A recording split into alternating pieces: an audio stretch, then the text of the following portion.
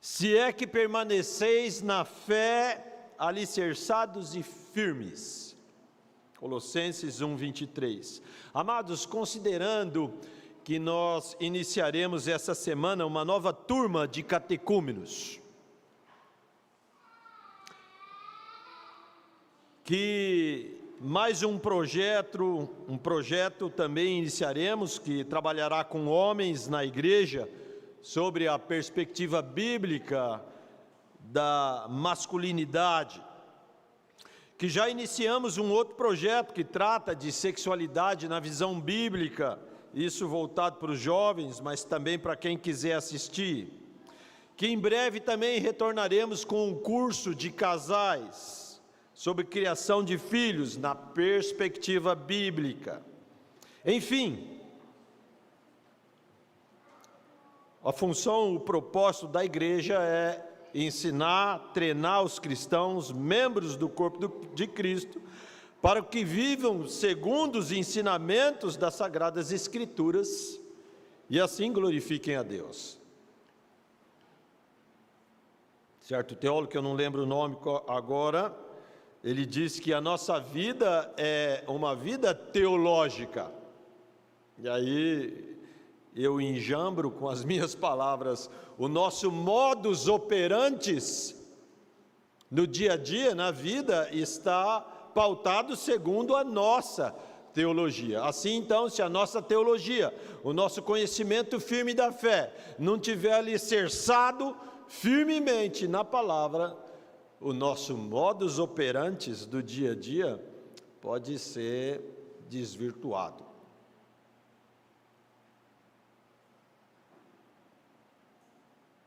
Vamos aqui relembrar o quanto é necessário ao cristão ser bem instruídos, os cristãos serem bem instruídos nos fundamentos da sã doutrina. Como eu disse, avisei anteriormente, o esboço, a ideia desse sermão está baseada no livro que adotaremos para os catecúmenos. A Fé Cristã, estudos baseados no breve catecismo de Westminster, de Thomas Watson, a editora presbiteriana, a editora Cultura Cristã. Mas o breve catecismo, ele foi também, juntamente com o catecismo maior e a confissão de fé de Westminster, eles foram assim escritos, tabulados, confeccionados por diversos teólogos depois da Reforma Protestante. E eles passaram a ser símbolos de fé adotados por algumas igrejas ditas ou reconhecidas de cunho reformado. Como nós colocamos aí no boletim, na pastoral, que os irmãos têm em mãos. E assim, eu não entendo que só os pastores ou os líderes da igreja, de uma igreja com um segmento reformado, devem subscrever esses símbolos de fé, mas toda a igreja. E o subscrever não é só aceitar, mas é aceitar porque leu, é aceitar porque estuda, é aceitar porque relê e aplica também nas suas vidas, na vida da sua família, na vida daqueles que são as ovelhas do Senhor. E assim tem que ser lidos regularmente, aplicados, ensinados, sendo obra que explicitam com fidelidade e didática todo o ensino das Sagradas Escrituras. Então esse sermão, ele tem aí o seguinte título: Alicerçados e perseverantes na fé. Alicerçados e perseverantes na fé.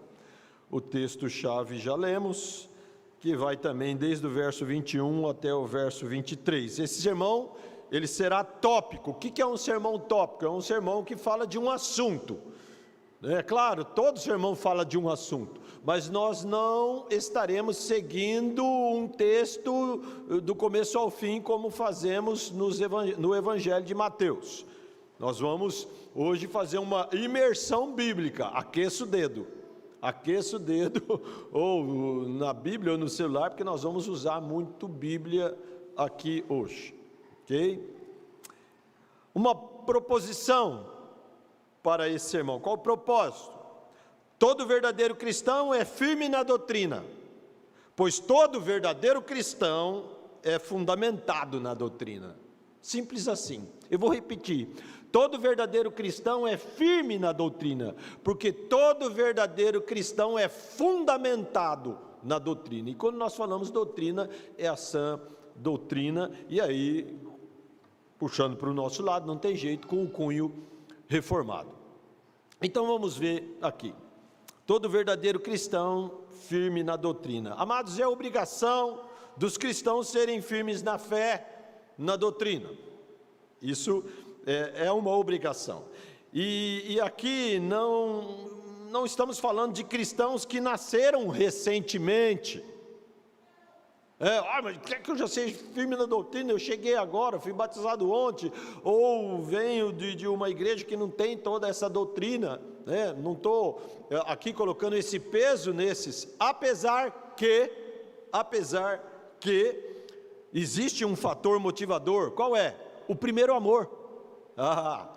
O primeiro amor que tem aquela pegada a todo cristão e que não deve acabar, né? O primeiro amor que nos leva a querer conhecer, saber, descobrir, viver, se alegrar com isso, não vê a hora que chega o dia do sermão, da escola dominical, do estudo bíblico. Esse primeiro amor que Paulo vai fazer uma crítica lá numa igreja que tem 30 anos, uma igreja que era pujante, uma igreja que era rica em obras, em testemunho, em santidade, a igreja de Éfeso. Tenho, porém, contra ti que abandonaste, que deixaste o teu primeiro amor. Primeiro amor é primeiro, único e eterno amor. Amém? Assim como é em relação aos nossos cônjuges. O apóstolo Pedro afirma: ora, o Deus de toda graça, Ele mesmo vos há de aperfeiçoar, firmar, fortificar e fundamentar. 1 Pedro 5,10. Essas palavras, colaborando com o que nós estamos falando aqui, ensinando, elas ensinam, afirmam que a firmeza doutrinária dos cristãos se dará na ação e poder do próprio Deus que salva. Aperfeiçoa, firma, fortifica e fundamenta. Palavras que demonstram que aquele que começou a boa obra em vós há de completá-la até o dia final. Essas promessas têm fortes implicações para nós, descrevendo aqui o gracioso amor de Deus, não só em nos salvar, mas nos preparar para crescer na graça e conhecimento dEle, e de graça em graça, de glória em glória, nós assim vivemos em pleno e harmonioso relacionamento com Ele e uns com os outros. Primeiro com Ele, é a linguagem dEle, é o pedido dEle, é o que está no seu coração, e é o que é o melhor para nós. Segunda pegada, entre nós, porque se um de nós tem doutrina à parte, que não é da sã doutrina, não vamos ter intimidade, não vamos ter um relacionamento sadio. Precisamos então ter já essas duas implicações e aplicações para nós. Uma ilustração aqui: os cristãos não devem ser semelhantes aos meteoros no céu, mas como as estrelas fixas. Uma ilustração desse livro que falamos no início. E aí então o apóstolo Judas, ele fala sobre estrelas errantes. Judas, verso 13, porque Judas não tem capítulo, né? É um livro só, sem capítulo. Verso 13, ele cita estrelas errantes.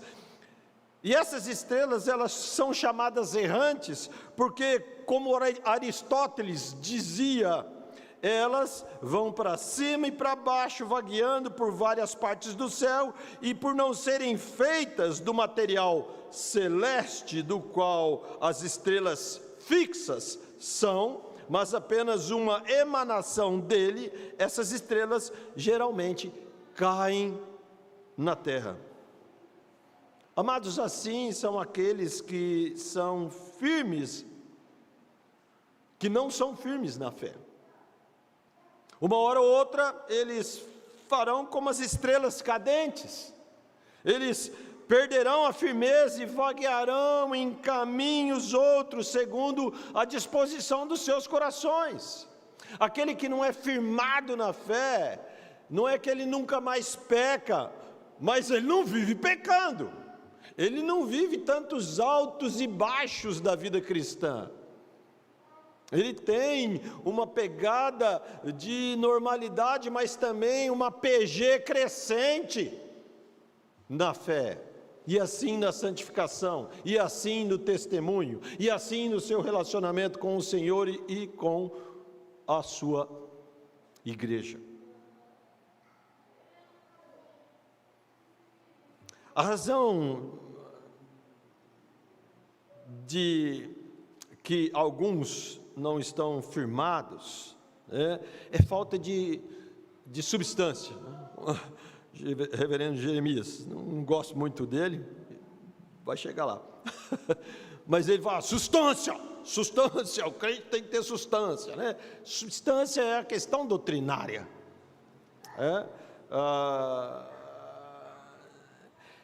Para não ser como penas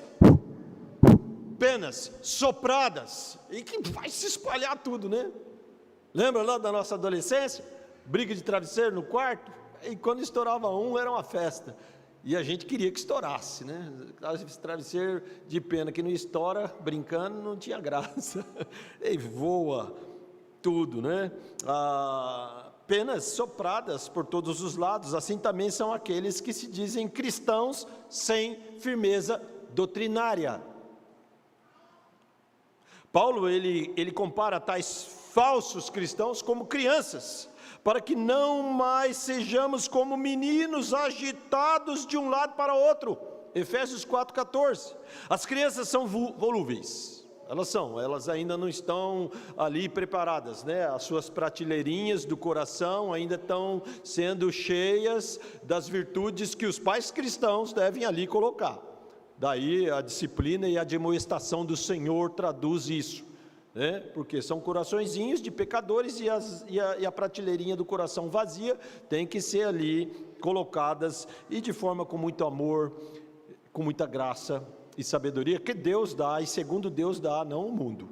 O mundo tenta sempre ensinar as suas sutilezas, vamos falar disso também.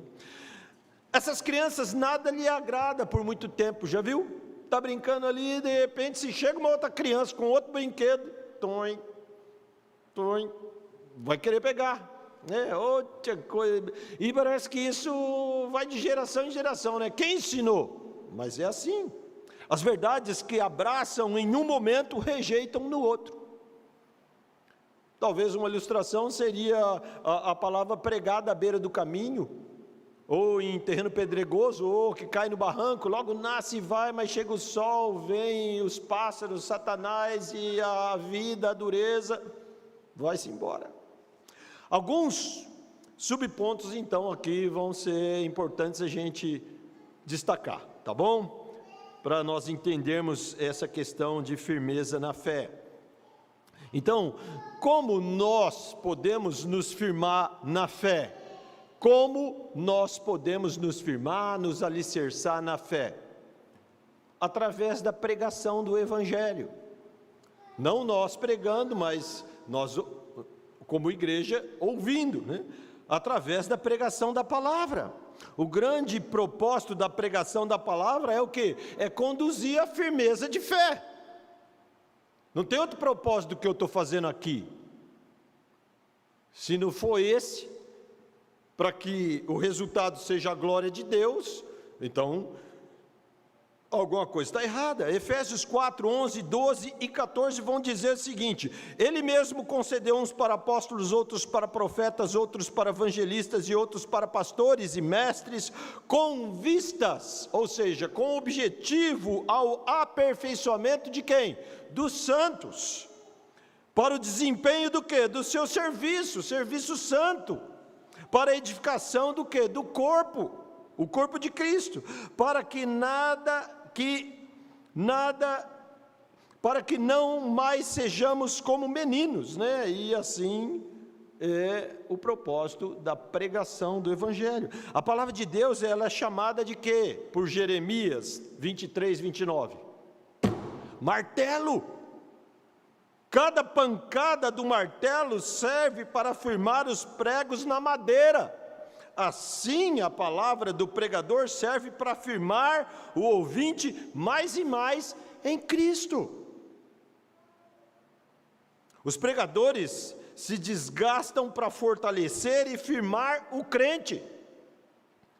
E este é o grande propósito da pregação. Não somente iluminar, mas edificar almas, não somente guiar no caminho certo, mas manter no caminho certo. Daí, obedecei os vossos guias e sede submissos para com eles, pois velam por vossa alma como quem deve prestar conta, para que façam isso com alegria e não gemendo, porque isso não aproveita a vós outros. Hebreus 13, 17. Um outro subponto aqui: através de que nos firmamos na fé? Através da perseverança e honra de se firmar na fé. Nós temos que ser perseverantes disso, mas nós temos que ver que isso é digno de honra, se firmar na fé. Ser perseverante na fé é tanto uma honra para o cristão, quanto uma qualidade. Falamos anteriormente, é agora a nossa natureza, não tem o que fazer. O cristão perseverante e zeloso pela verdade andará em honra e comunhão com Deus. É uma honra, é uma glória indizível nós podermos cultuar a Deus, falar com Ele, ouvir dEle. Quem não vê isso uma honra e um privilégio, então ainda não nasceu de novo. Daí não podemos desprezar a palavra, a Bíblia, lá em casa, aqui, seja onde for, relegá-la a um canto ou alguns determinados necessidades de nossa vida que vai lá e pega. Não, é todo dia. A honra do cristão são as cãs, fazendo uma alusão aqui de Provérbios 16, 31, coroa de honra são as cãs, quando se acham no caminho da justiça. Aqui Provérbios descreve a um homem que já de cabelos brancos, idoso, ele caminha na justiça do Senhor, mas isso ele começou talvez lá na adolescência, e ele agora perseverou firme na fé. Isso é uma honra a ele, não para a sua glória, mas é um louvor que ele se dedicou, perseverou, se esforçou, viveu essa vida. É maravilhoso e digno de honra ver um discípulo idoso, firme e perseverante na doutrina sã. Um outro através que temos aqui, uma outra maneira de estarmos firmes e alicerçados na fé, através do sofrimento pelo reino de Deus, que não é através, é uma consequência. Vamos ver aqui: aqueles que são firmados na fé nunca poderão sofrer por ela. Quem não é firmado na fé não vai sofrer por ela. Pode sofrer o sofrimento da graça comum, né? Sofrimento todo mundo sofre, mas sofrer pela fé só os perseverantes. Os céticos, os tímidos, os mornos e frios jamais experimentam o martírio, seja em qualquer nível. Aqueles que não estão firmes na doutrina são sempre dúbios e inconstantes. Quando pensam nas alegrias do céu, se entregam ao Evangelho. Eis-me aqui, Senhor, alegrias do céu, quem não quer? Mas quando pensam nas perseguições, o abandonam. Ora, todos quantos querem viver piedosamente em Cristo Jesus serão perseguidos, segundo Timóteo, capítulo 3, verso 12. Cristãos que não são firmes não levam em consideração o que é melhor, mas o que é mais seguro. No livro O Peregrino, de John Bunyan, cristão, depois de ser libertado do fardo que carregava, ele encontra 3 personagens pelo caminho. Esses personagens têm os seguintes nomes, esses personagens são nomes: o simplicidade, o preguiça e o presunção. Ele encontra esses 3 caras. Cristão vê esses caras dormindo, e não só dormindo, acorrentados na canela, com correntes. E parece que eles não estavam muito ligando por essas correntes, eles estavam dormindo. E dormindo profundamente. Cristão, então fala: ei, vocês, são como homens que dormem no topo de um mastro de um navio, pois o mar morto está debaixo de vocês, e um abismo sem fundo os engolirá. Vocês estão dormindo no mastro do navio, com tempestade, o mar lá embaixo, ó a figura. Acordem, saiam daí, mexam-se, e eu os ajudo a retirar essas correntes. Ele tinha acabado de não mais carregar o seu fardo. Disse-lhes esses personagens, aqui o simplicidade, preguiça e presunção. Primeiro fala o simplicidade: eu não vejo perigo. Depois fala o preguiça: quero dormir mais um pouco. Depois fala o presunção: cada um tem de andar com seus próprios pés. Depois de tudo isso, eles voltam a dormir. Quem não está firme na doutrina, alicerçado na doutrina, é assim que vive. Voltam a dormir. Aí John Bunyan, ele comenta sobre tais personagens do seu livro. Ele diz assim: onde a verdade é pregada, sempre encontramos pessoas que se encaixam nessa descrição, a descrição desses 3 personagens. Elas ouvem e falam a respeito do Evangelho, têm convicções temporárias, que logo são abafadas. Tais pessoas estão agarradas ao mundo e descansam tranquilamente em sua servidão ao pecado e a Satanás, porque apenas professam seguir o cristianismo.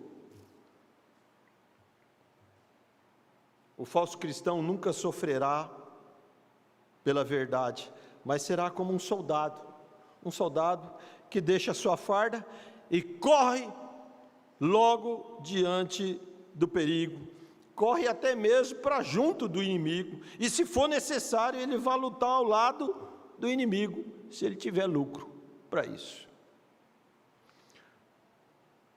Quinta questão que nos faz ser firmes na fé: através da perseverança na fé, acontece crescimento espiritual. Caso você seja firme na fé, caso você não seja firme na fé, nunca você crescerá. Somos ordenados a crescer naquele que é o cabeça, Cristo, Efésios 4:15. Contudo, se não estamos firmados não há crescimento. Daí devemos desejar ardentemente, como crianças recém-nascidos, o genuíno leite espiritual, para que por ele vos seja dado o quê? Crescimento para a salvação.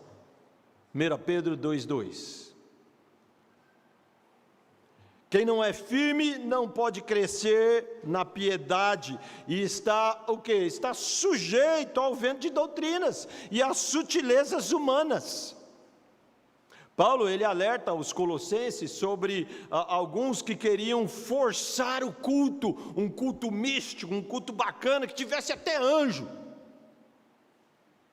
E ele fala assim: ninguém se faça árbitro contra vós outros, pretextando humildade e culto dos anjos, baseando-se em visões, enfatuados, sem motivo algum, e na sua mente carnal, e não retendo a cabeça, da qual todo o corpo, suprido e bem vinculado por suas juntas e ligamentos, cresce o quê? O crescimento que procede de Deus. A igreja sempre enfrentou essas dificuldades, por isso a firmeza de fé nos protege dessas sutilezas. O texto que lemos está em Colossenses capítulo 2, verso 18 e 19. Tem uma outra forma também, através da perseverança doutrinária, parecido com esse outro subponto, nós resistimos àqueles que tentam nos abalar. Nós resistimos àqueles que nos tentam abalar. Amados, há uma grande necessidade de ser firme na doutrina, em razão de tantas coisas que existem por aí para nos abalar. A começar de nós, a carne, o mundo e o diabo. Não, um livro clássico. Se você nunca leu, procure ler. A carne, o mundo e o diabo, ou em outra alteração aí dos nomes. Mas o mundo tem muita coisa. O mundo é sedutor. E eles estão por toda parte, essas seduções.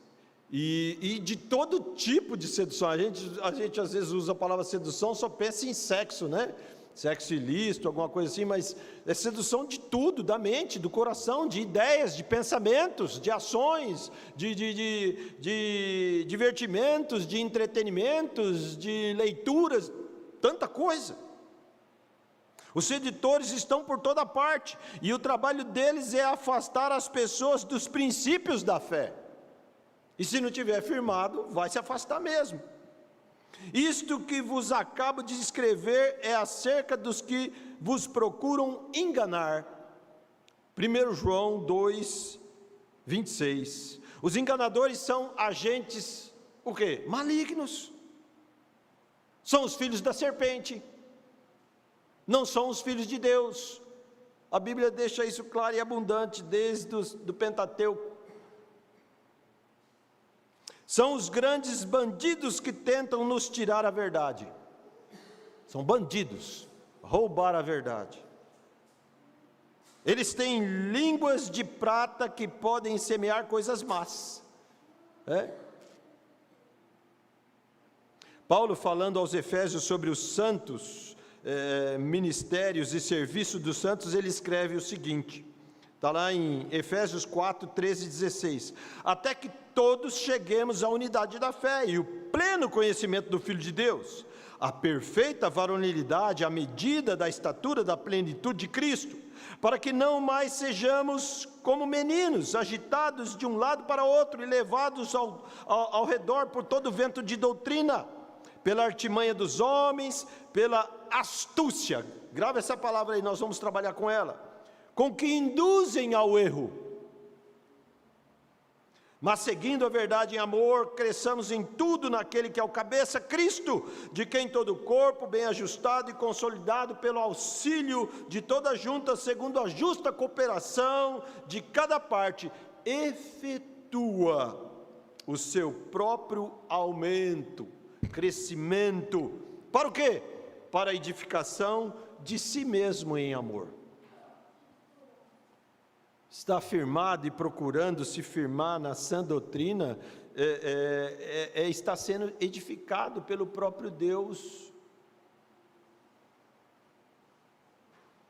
A palavra grega, então, aqui, para astúcia, que lemos aí no verso 14, ela provém aqui de uma cena de jogo de dados, né? Então, de vez em quando, não sei se ainda tem, bom, agora com pandemia nem sei, né? Mas você indo para São Paulo, ou indo na praça de alguma cidade maior, tem aqueles caras jogando dado, né? Ou ele põe no copinho, ou ele joga o dado, e ele é ligeiro, ele tem astúcia, e ele nunca perde, né? Até te deixa ganhar alguma vez, mas depois você perde. Estou falando isso, mas eu nunca participei desse tipo de coisa, né? Jogar dado a gente joga brincando com o jogo em casa. Mas a palavra astúcia, então, ela dá essa visão, né?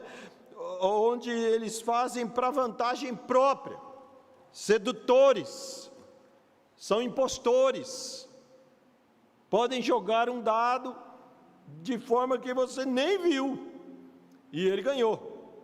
Podem dissimular e distorcer a verdade, enganando os outros. Sedutores enganam pelo uso inteligente das palavras. Romanos 16:18, Paulo vai alertar: com suaves palavras e lisonjas enganam o coração dos incautos. Inocentes, mas não tão inocentes e não culpados por serem inocentes, mas que não quiseram se firmar.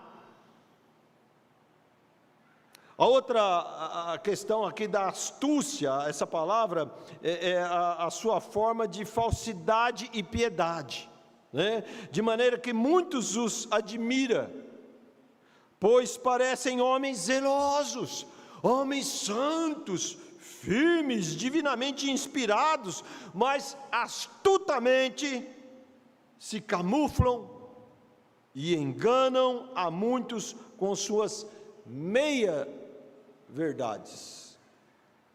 Enganam a muitos com suas meias verdades. Fica ruim aqui, mas vocês entenderam. Mas para os perseverantes e firmes na sã doutrina, sabem que a melhor mentira é qual? É aquela que se parece com a verdade.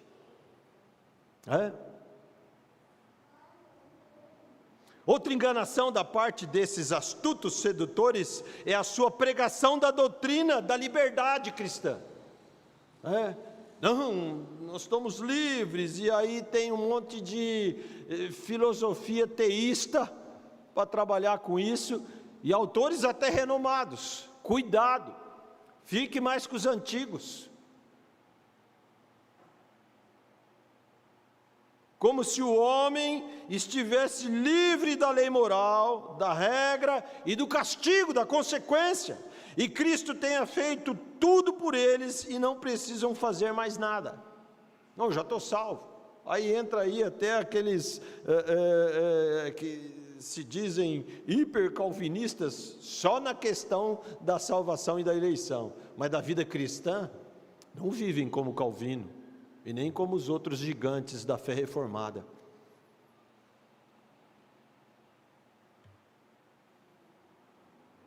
Transformam a doutrina da livre graça em uma porta para todo tipo de desgraça.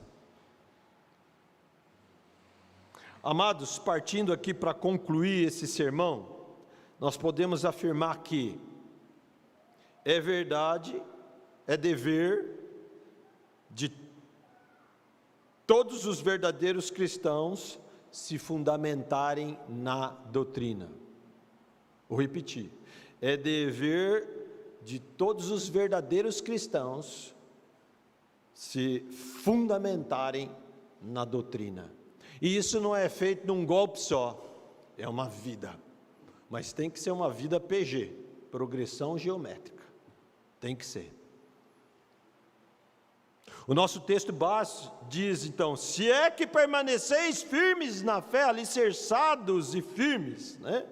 A palavra grega aqui, traduzida por alicerçados, é uma metáfora que se refere a uma construção de um prédio, de uma casa, de um edifício, que ele tem os alicerces muito bem fundamentados, muito bem colocados, profundos, aquelas sapatas gigantes, concreto, ferro, chegou lá na areia, chegou lá na pedra, passou da areia.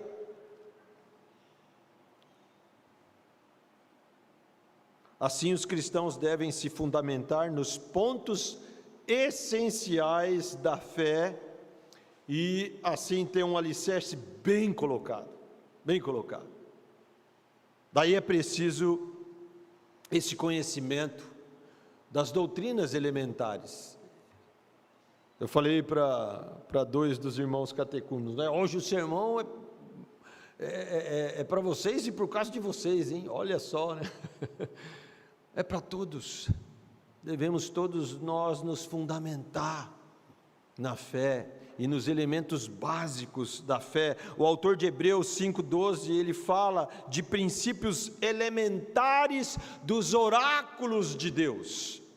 Aquilo que, para quem ele escreveu, os judaizantes, né? Por isso que é aos Hebreus, e eu acho que foi Paulo que escreveu, apesar que não descreve ali o autor, eles estavam fundamentados na tradição, nos costumes, no zelo falso, não na palavra, não nas leis, não nos fundamentos das Escrituras do Velho Testamento, principalmente.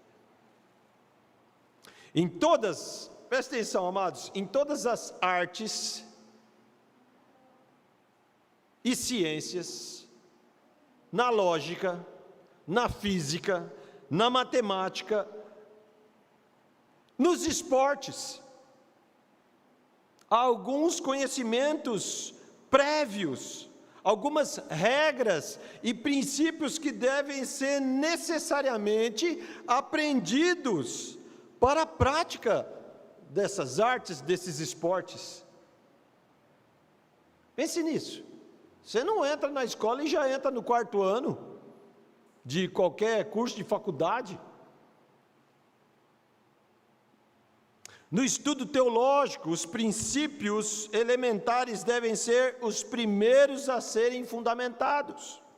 O conhecimento das bases e dos princípios da fé, eles são fundamentais para que, aquilo que falamos hoje pela manhã aqui, o professor presbítero Caio, né, e nós citamos lá a progressão, né, da fé, do conhecimento, a revelação progressiva do próprio Deus, porque se ele se apresentasse de uma forma plena, já em Cristo, não suportariam, nem nós.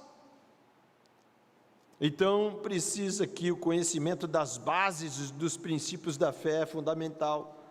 São muitos que nunca os consideraram.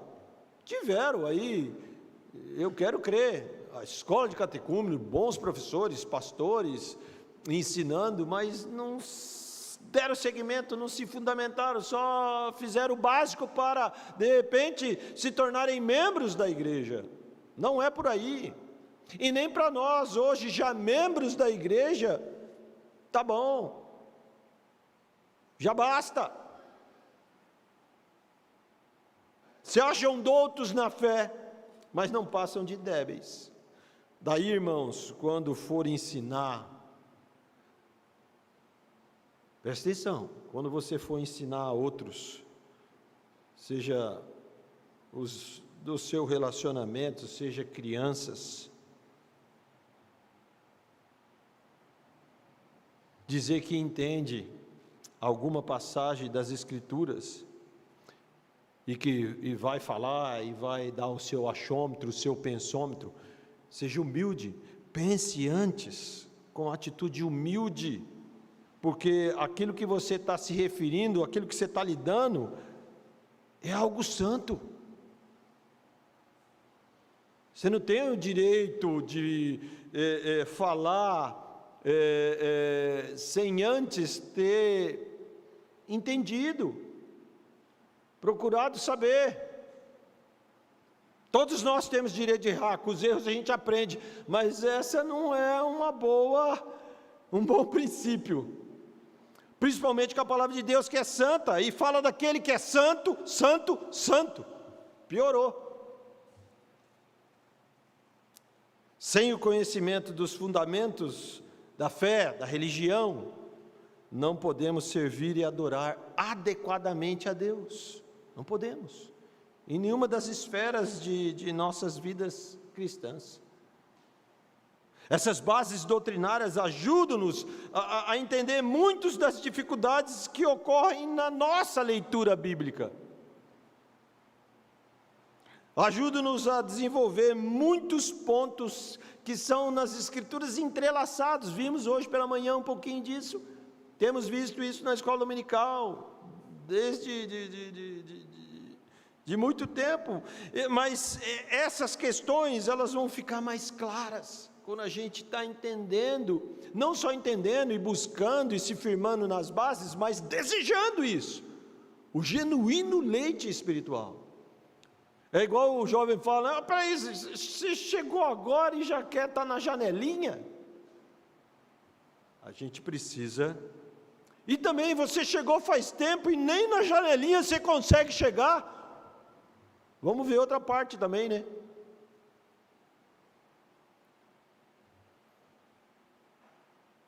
Essas bases nos ajudam a nos fortalecer e ter armas nas horas de provações, armas espirituais para lutar contra adversários da verdade.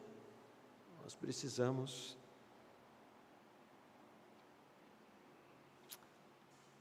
Encerrando com as mais aplicações, tem só duas.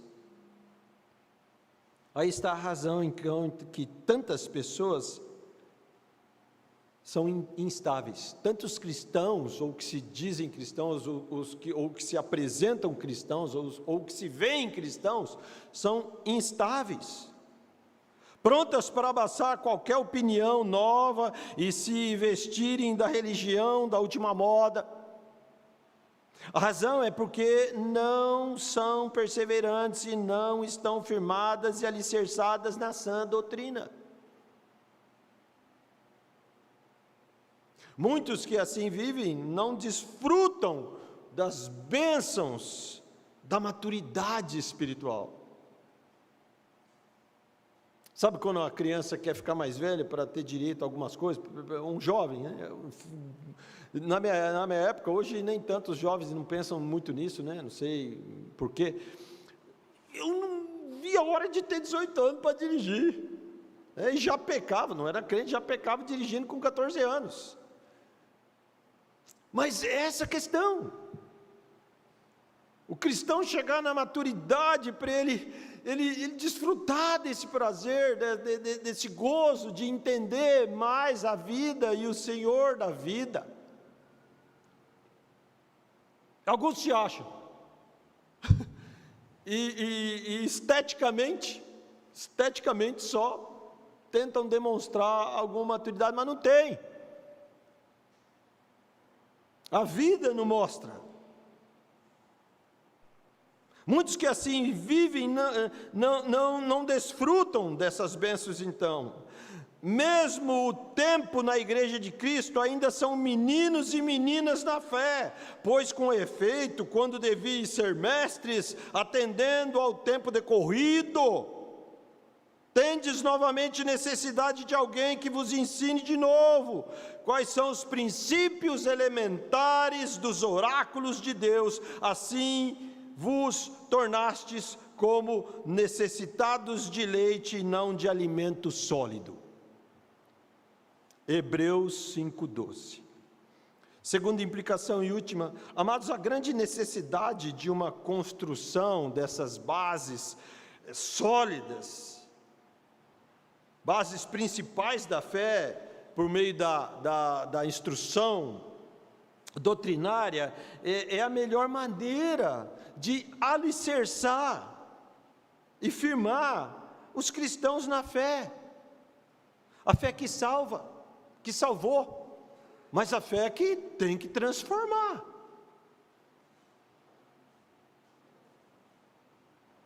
Transformar pecadores em adoradores. A igreja primitiva tinha suas formas de catecúmeno, catecismo, e que algumas passagens bíblicas vêm firmar isso, né? Atos 2:42, lemos. Não, essa manhã foi o 45, 46. Mas o 2:42 diz assim: e perseveravam no quê? Na doutrina dos apóstolos, e na comunhão, e no partir do pão, e nas orações. Um tipo de catecúmeno. Perseveravam. Paulo a Timóteo vai falar para ele e para os seus: mantenha o padrão das sãs palavras de que de mim ouvistes com fé e com o amor que está em Cristo Jesus. Aquilo que recebemos, nós temos que manter o padrão e ainda elevar. Não inventar, mas elevar. Manter na PG. Porque senão não faz sentido viver num baixo padrão. A igreja tinha seus catecúmenoi, que significa alunos, catecúmenos. Um historiador bíblico relata que os cristãos eles foram bem instruídos e maravilhosamente edificados na fé cristã da igreja primitiva. Um desses caras, Julião, o apóstata, vendo o grande sucesso da instrução da fé, ele mesmo despreza todas as escolas, bibliotecas e ensino dos jovens que ele tinha lá das ciências aristotélicas. Amados, se tivesse um texto para que pudéssemos aqui resumir tudo o que vimos aqui, eu escolheria o texto de Pedro. Podia escolher outros, mas não temos esse tempo aqui. O texto do apóstolo Pedro, na sua segunda epístola. Se você quiser, abre, vamos ler juntos. Segunda epístola de Pedro, capítulo 1, do verso 3 até o 11, e assim nós encerramos esse sermão com a palavra de Deus. Segundo Pedro, capítulo 1, do verso 3 até o verso 11. Avisamos que ia ser uma imersão bíblica, e vamos encerrar então com a palavra de Deus. Segunda epístola de Pedro, capítulo 1, verso 3 até o verso 11. Visto como pelo seu divino poder nos tem sido doada todas as coisas que conduzem à vida e à piedade, pelo conhecimento completo daquele que nos chamou para a sua própria glória e virtude, pelas quais nos têm sido doadas as suas preciosas e muito grandes promessas, para que por elas vos torneis coparticipantes da natureza divina, livrando-vos da corrupção das paixões que há no mundo.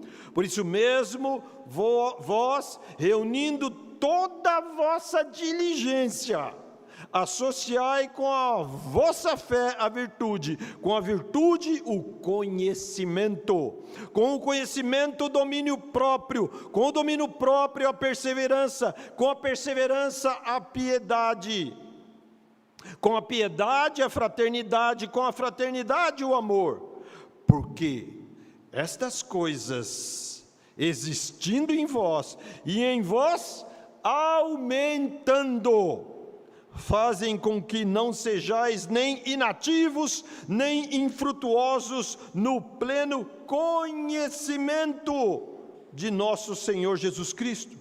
Pois aquele a quem estas coisas não estão presentes, é cego, vendo só o que está perto, esquecido da purificação dos seus pecados de outrora.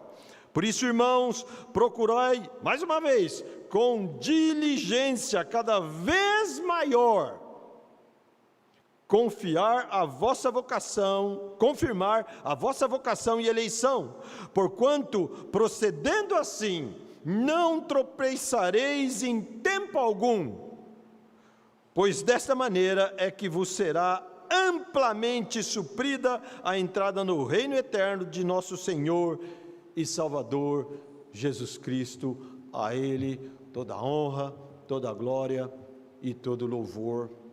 Vamos orar. Querido Deus e Pai, como nós nos humilhamos e também nos maravilhamos com a riqueza da Tua palavra, da santa palavra, da suficiente palavra. Pai querido, nos ajude, nos fortaleça a perseverarmos, a continuarmos firmes na fé, não nos distanciando dessa bendita e boa nova, essa esperança, que não é mais esperança porque nos foi dado, e tem sido dado, porque aquele que começou a boa obra em nós, Ele mesmo há de completá-la. Mas isso não significa que vamos ficar inertes, infrutuosos. Não, como lemos em todas as passagens e nessa última, estejamos sempre buscando conhecimento, diligentemente e com maior força, nos esforçando para conhecer mais e mais a grandeza, a beleza de quem é o Senhor. Muito obrigado, porque o Senhor nos deu isso de graça. Isso vale e tem muito maior valor do que qualquer faculdade, curso, profissão. Não que essas coisas não sejam virtuosas e boas, mas é nisso que nós temos o maior valor. Como foi orado aqui pelo diácono, o Senhor é o nosso maior bem, não temos outro. Oh Pai bendito, ajuda-nos, perdoa-nos e nos faça cada vez mais semelhantes a Ti. Aqueles que nos ouvem e que porventura ainda não foram despertados pelo Senhor a ter essa honra, essa glória de estarem sendo edificados por Ti, que o Senhor, na Tua imensa graça e misericórdia, assim como um dia nos salvou, também o salve. Também fale aos seus corações. Nós te suplicamos, ó Deus, porque esses são nossos queridos amados, e nós queremos vê-los nessa mesma caminhada de fé e graça. Queremos tê-los no céu, um dia conosco e com o Senhor. Tenha misericórdia. Nós oramos no nome de Jesus. Amém.